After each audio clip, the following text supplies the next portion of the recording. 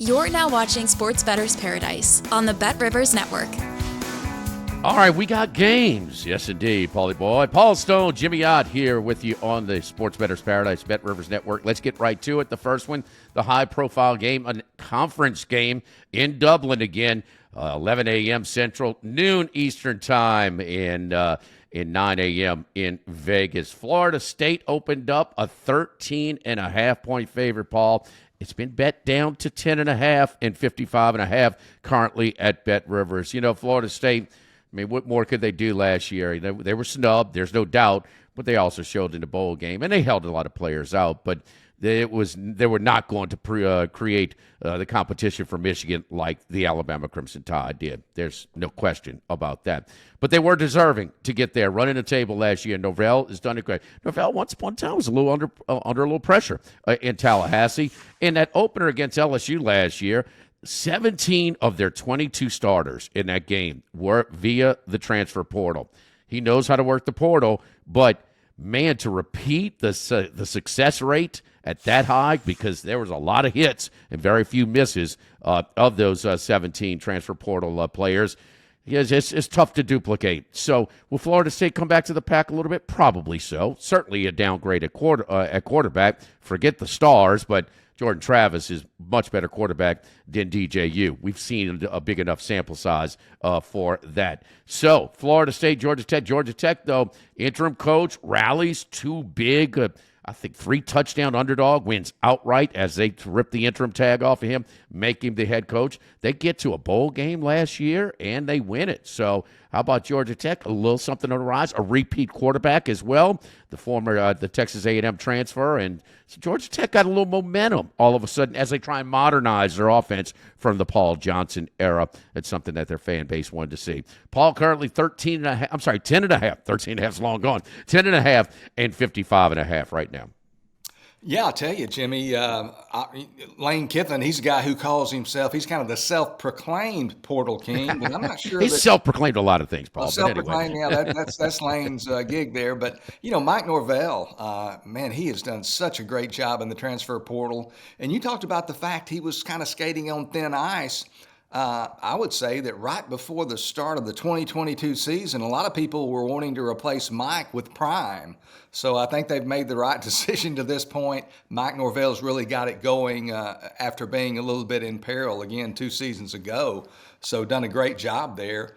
Certainly, this is a Florida State team, even despite the losses that you spoke about personnel-wise. They're a viable playoff contender, although I have them just on the outside looking in this year as far as the 12-team playoff. They lost some top-shelf talent, no question about it. They lose, as you mentioned, their quarterback Jordan Travis, the ACC Player of the Year. They lose their leading rusher, Trey Benson, who rushed for 905 yards last year. And they lose their top 3 receivers. So have lost quite a few people, there at the skill positions.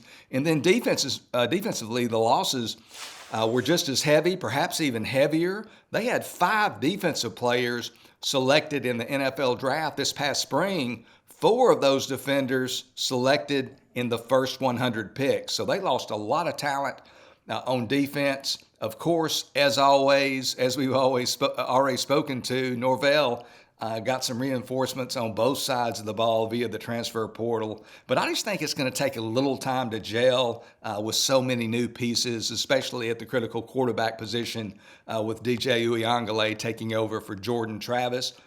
Georgia Tech, meanwhile, man, this is a really, in my mind, really intriguing team. I really like their offense. Got Haynes King back, as you mentioned, starting for his second year, a true dual threat guy. Really ran the football well the last half of 2023, adds a dimension. They've got a running back, a 1,000-yard rusher in Jamal Haynes returning. They've got their top 2 receivers back. And they've got a veteran offensive line that includes 2 All-ACC selections from last year. So a lot of talent back on that offensive line. One publication ranks it as the 10th best offensive line in college football. So that shows you how good that offensive line is. You look at Brent Key, who you mentioned, 11-4 against the spread in his 2 seasons at Georgia Tech as the betting underdog, 7-3 as a double-digit underdog. I think things might be a little tight here in Dublin on Saturday. I like Georgia Tech plus 10.5, and wouldn't be surprised to see the Rambling Wreck pull the shocker. Yeah, I'm gonna, I'm gonna have the Tech. I mean, the Ramblin' Wreck as well. The Yellow Jackets.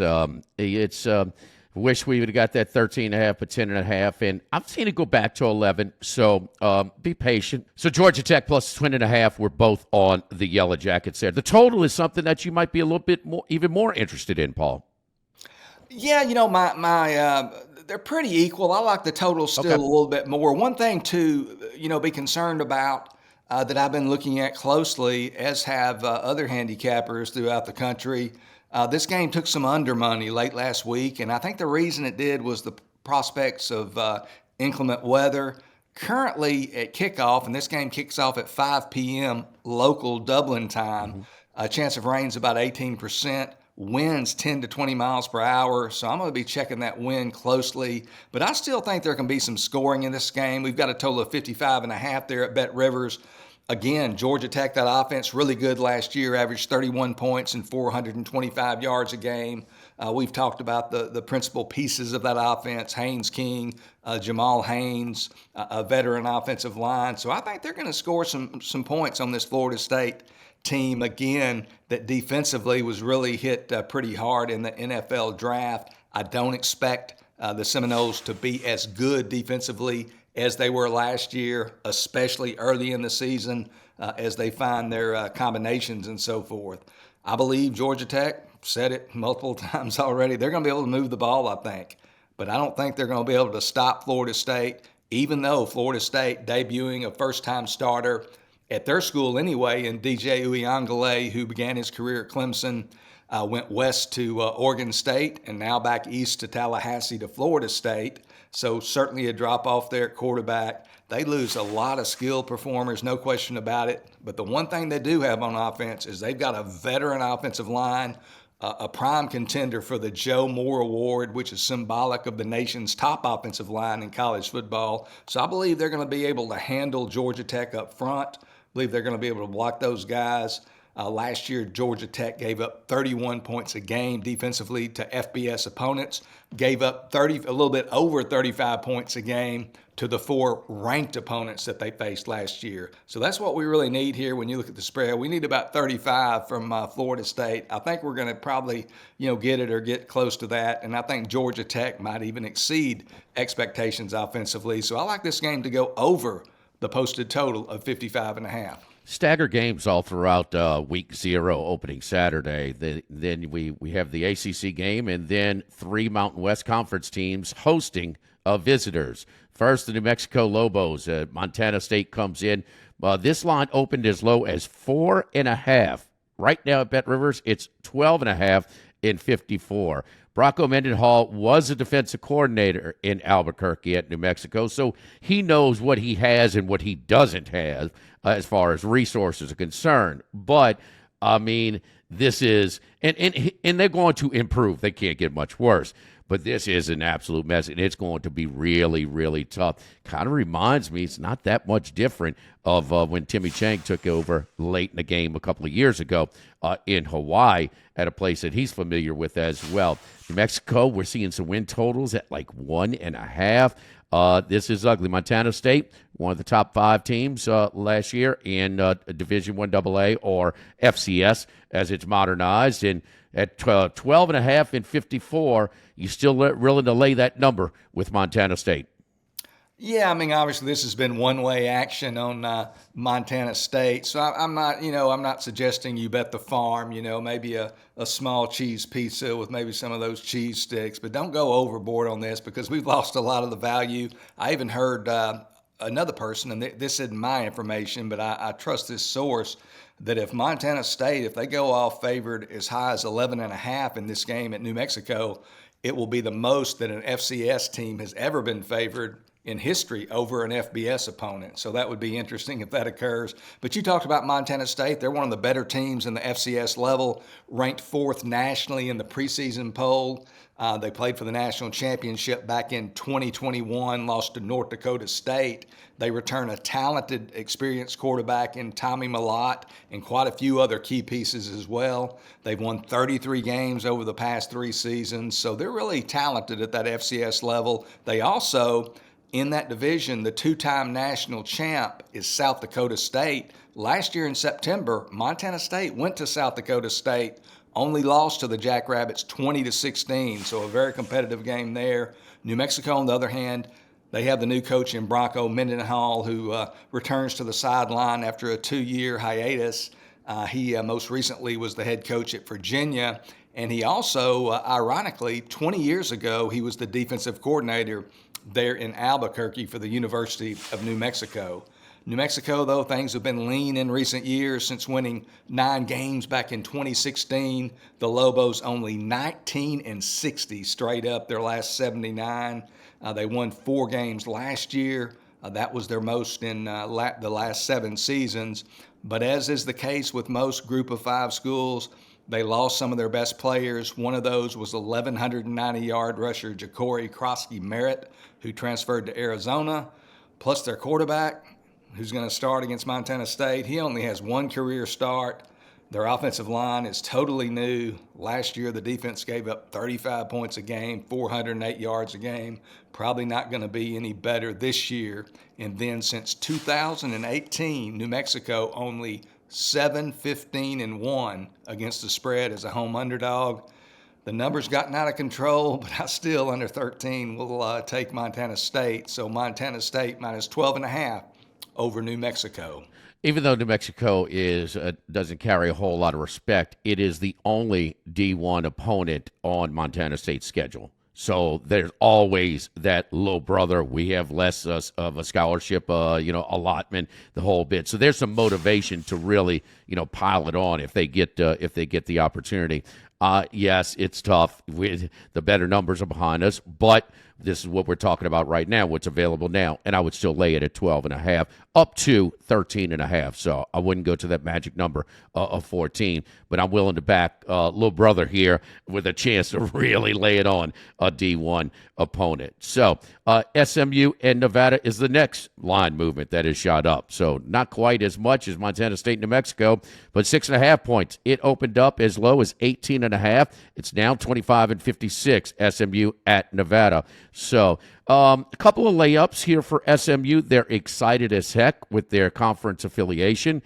They put their money where their mouth is to be a part of their conference affiliation. That's how much they value it. They forfeited all of their TV revenue allotment for the ACC for several years, and it took them about 20 minutes to get on the phone to call some alums to get it to round it up. They got some money, and they like their football at SMU, so they're ready to get back in the game. But a couple of layups with Nevada and Houston Christian before BYU.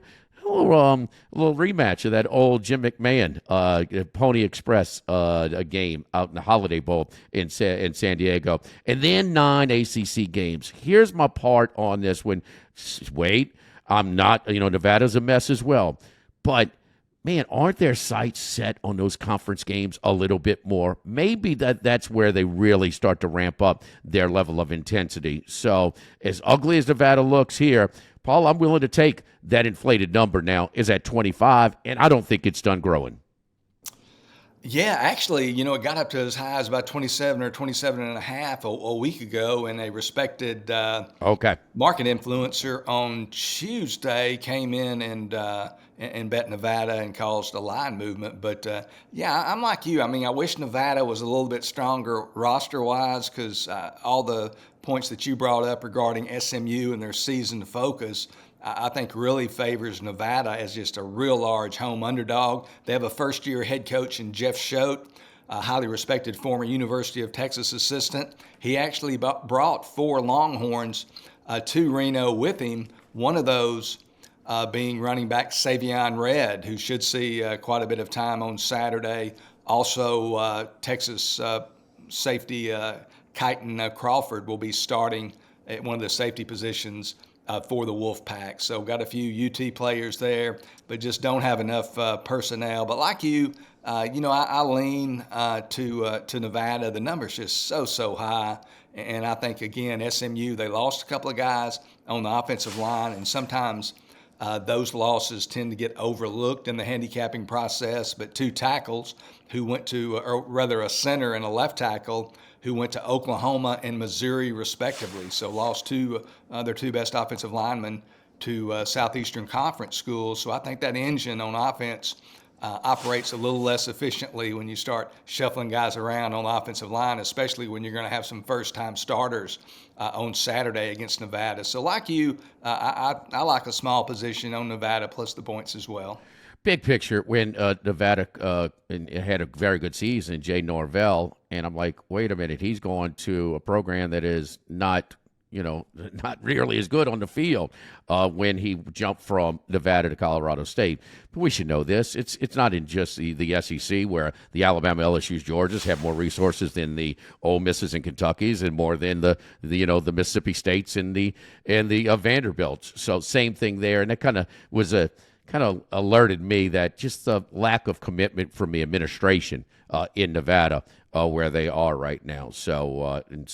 But right here, that's too big on the road. I mean, catching a lot of points, almost 4 touchdowns at home. Then the nightcap, again, standalone. I don't know about any television opportunities for this one, but, well, I don't know how the travel coordinator's doing at Delaware State, if they still have a job. The bus is late, the plane, the flying commercial. I mean, this is a tough gig for them, especially from a team that went 1-10 just a year ago. Was there a tougher job in the country than what Timmy Chang inherited? We talked about that when we profiled them in our Mountain West Conference preview, and I gave out my Hawaii over the 5. Keep in mind, they're only playing 12 games this year instead of 13. They did not exercise that option. So maybe, Chang knowing that when their travel is more than most, and how maybe that bye week may be a little bit more valuable than another game on the schedule.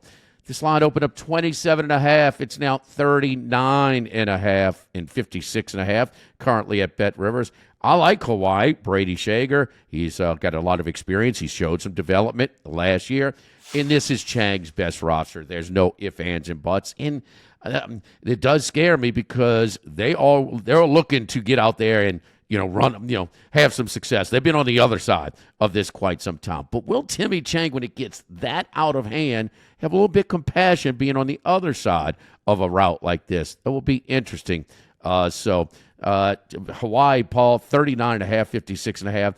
This is a game, obviously, if it was on a regular Saturday afternoon, who's betting it? But it's standalone. It's get-out night in Hawaii. So any opinion on Hawaii and Delaware State?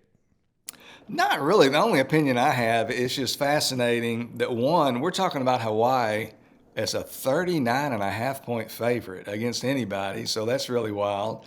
And then the fact we're talking about this Hawaii-Delaware State game at all tells you that we've only got 4 games on week 0, so it's going to be of great interest to a lot of people, especially being that standalone game at the end of the evening. But all the value's gotten away, from the Hawaii perspective. And when you get up in those high numbers, it's just like you said, it's hard to get into the mindset of will Hawaii continue to run their offense and continue to try to score and play up tempo and throw the ball and so forth, or will they hit the brakes a little bit and show a little quote unquote compassion, having felt the brunt of another team's force and when the shoe was on the other foot, so to speak. So I'll be on the sideline, but it's great that both these programs are getting this type of recognition and having guys like you and I talk about them, and hopefully it'll be a great game, and it'll be interesting to see how it comes out. But that 39.5 is a little too high for me. The first half lines will come out later, closer to kickoff, but maybe in the first half, because they have a lot of pieces in place. They have a lot of guys, including the quarterback, and they have some continuity within the staff also. That's tough, at Hawaii. There's no doubt. I mean, it's a brutal job, but, Timmy Chang does understand it. I cannot believe I've heard actually some whispers he might be in a little hot water. Give me a break, man. I mean, who you run this guy off, who in the hell are you going to get? He has this thing moving in the right direction in a level of respectability.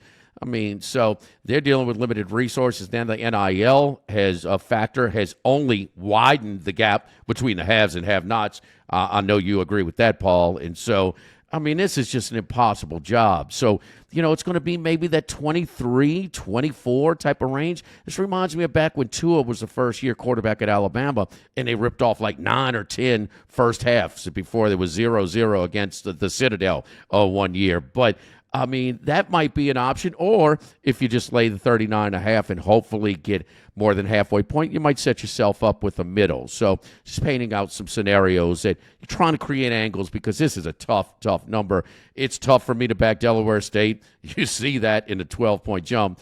But man, is Timmy Chang really going to keep his starters out there too long and let him, and run plays where he runs it up even more than 40, 45 points? We will see.